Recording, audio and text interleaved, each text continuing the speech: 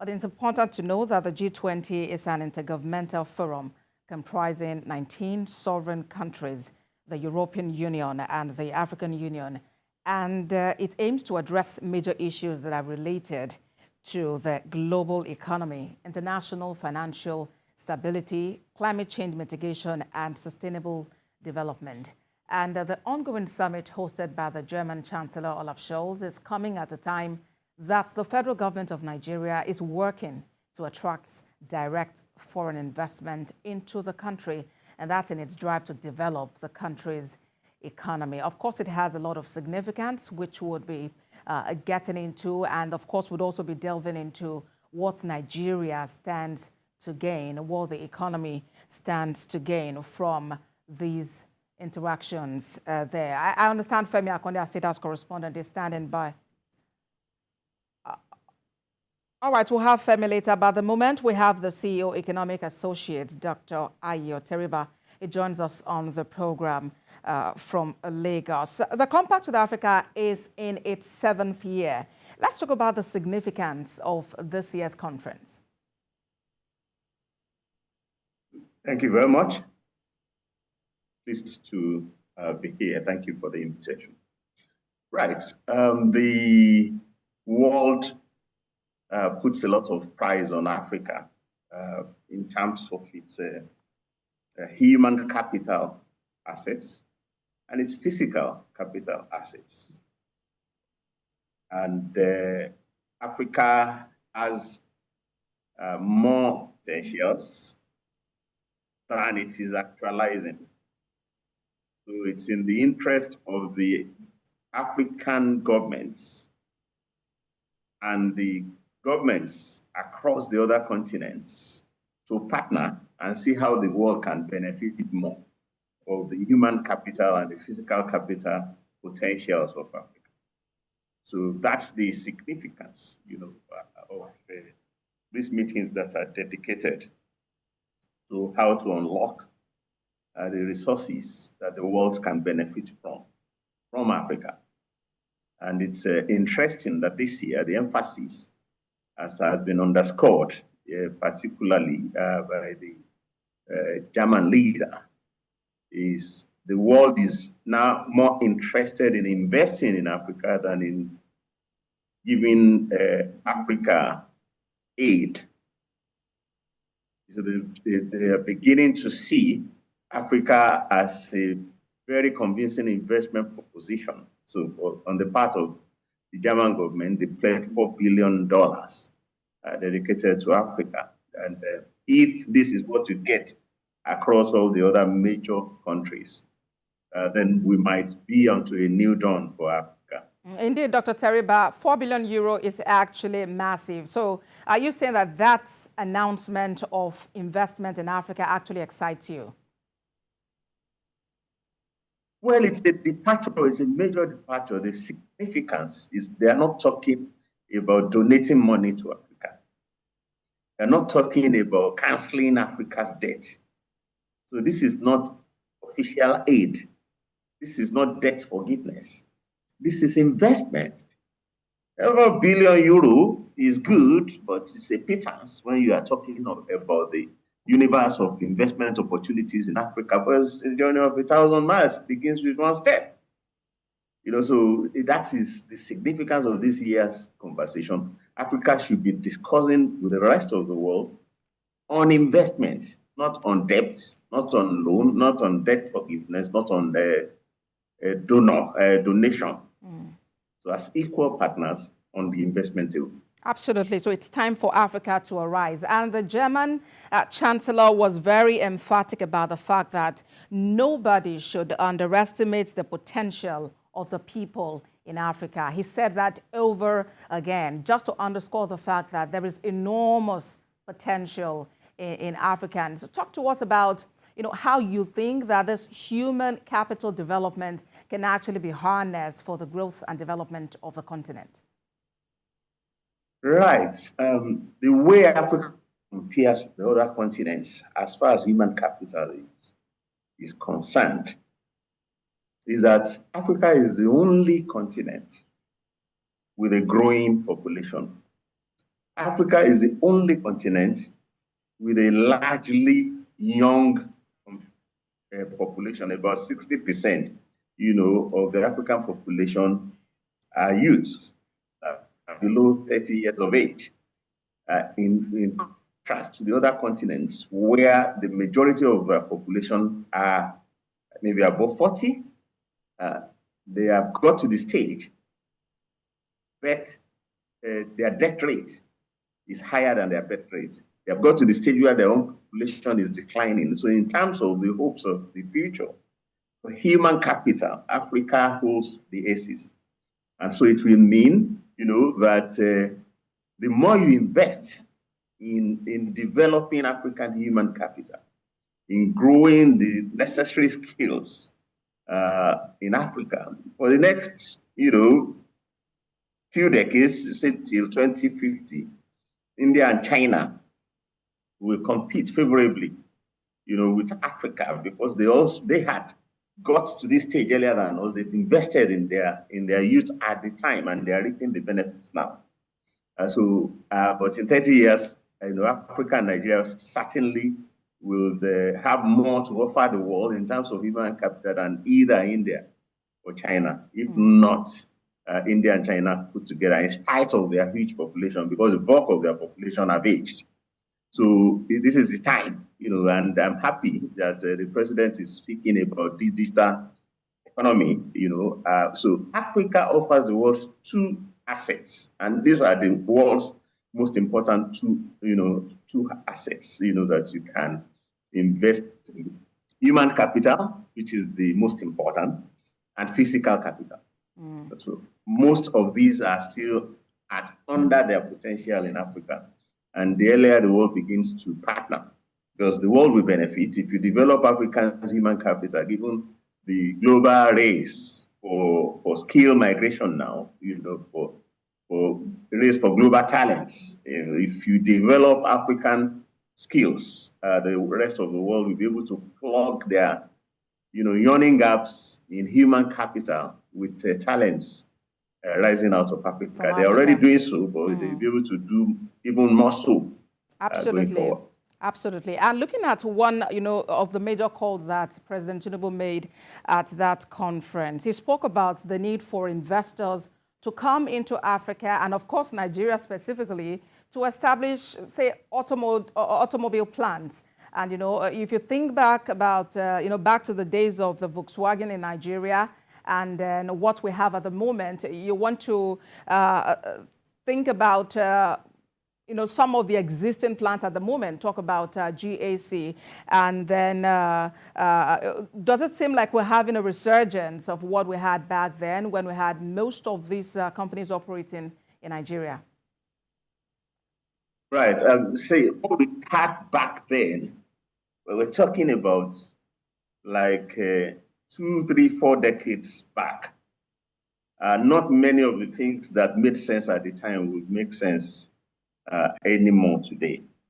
So we need to sit back. We need to sit back and have a fresh conversation about, okay, we are in a situation where the world is beginning to pledge investment after investment in Nigeria and now in Africa. We have to sit back and ask ourselves, if we were to list these sectors, we were to prioritize the sectors, which ones have the highest payoffs. And I would say in the case of Nigeria, and maybe for most other African economies, sectors like construction and real estate, sectors like rail transportation, in addition to the energy, the energy and the digital economy that they are talking about, at this conference. But the biggest payoffs are going to be in construction, because we are very backward in construction. Any segment of the construction that you look at in Nigeria or in Africa is, they're maybe at 5% of the potential that they need to be in. So if you could prioritize attracting foreign investment into that, there is no global financial center that is not propelled by construction and real estate. That's the bedrock. when you talk about infrastructure, infrastructure feeds into, construction and real estate. It's an amenity to infrastructure and real estate. So I do think Africa needs to promote the place of, its real estate and its construction, and also rail transport, which is at the first stage, which is about construction, but it's probably one of the biggest sources of employment, of growth, and of revenue for governments, and it's lacking in Africa. In many African markets, they don't have rail transport. But Dr. Teriba, when the president made that call, definitely he was speaking to investors who were in attendance, and he was probably just looking at their strength at the moment. Already we know that Volkswagen is a German company, and that he just felt, okay, it's an opportunity to pitch it. They were once in Nigeria. Why not come back again and do business in the country? Don't you think that must have been the logic? Volkswagen was once in Nigeria and left. So don't you think they can actually come back? Unless you address why they left. And then you have to come back to road or rail transport infrastructure. You will have to come to energy infrastructure. Once you fix road transportation infrastructure and energy supply infrastructure, you will see car makers in their hundreds flock back to Nigeria. So telling them to come when the competitive conditions, that we make sure that they are profitable and they don't shut down and leave, have not been addressed. I think we should be honest with ourselves. Manufacturing will come after you fix infrastructural issues, which is vital to their competitiveness. All right. We know that infrastructure was one of the projects that the previous administration really focused on. And of course, this current administration is also heavy on it, trying to tackle it, talk about rail, talk about road as well. So what exactly would be your call now? You have noted, some of the challenges. Infrastructure has to be in place. Energy has to be in place. What would be your call now, especially as we gear up for the next year's budget? Very good, very good. The reason the previous administration did no more than talk about rail, they did no more than talk about any infrastructure, was that they did not open the space to foreign investors. When we opened telecoms to foreign investors, you have more lines connected now than you need. You have 200 million lines from 500,000 lines. So Nigeria knows what makes infrastructure tick from our experience from telecoms. Instead of government borrowing money to try and build rail from one point to the other, government should open the rail sector to investors. So they are there in Germany talking about investment. I'm saying attract investors to sectors where you need them, to sectors that will encourage manufacturing across any activity to come back to Nigeria. So fix rail by opening it to investors. Fix your construction and real estate with investors' money, and fix power transmission by opening it to investors' money. So we're talking investment. Don't let's depart from the topic that investment funds are being committed. But are they going to end up in the sectors where we need it?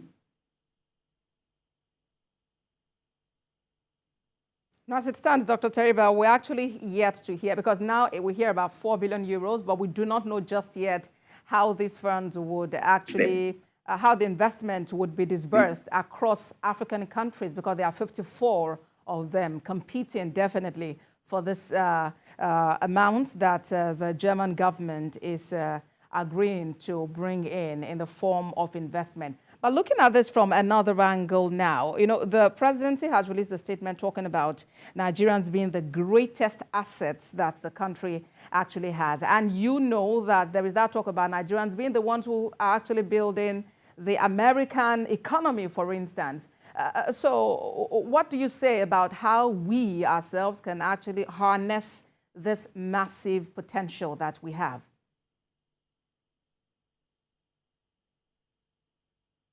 As in human capital? Yes, please. Okay. Well, human capital assets next to you developing your physical capital, which is what we're talking about, construction and the rest of it. Investing in human capital comes down to investment in education, in health, in skills acquisition. But much more than investing in skills acquisition, rewarding skills. So Nigeria has invested heavily in education and skills acquisition in the past. Medical doctors were the third largest supplier of doctors, for example, in UK after India and Philippines. So why our doctors don't stay at home? Why they go to the UK, they go to the US, they go to Asian, Middle East countries? We don't reward them. So you have to combine investment in skill development with deliberate government policy to make sure that skills are rewarded.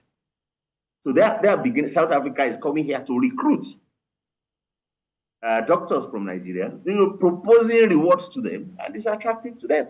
So if you want to benefit from your own human capital, which you already have, but you are not keeping them, you can't keep your footballers. You don't know how to structure incentives to make sure that footballers are rewarded here, and your athletes are looked after here. So if you value them as assets, you have to develop policies that recognizes the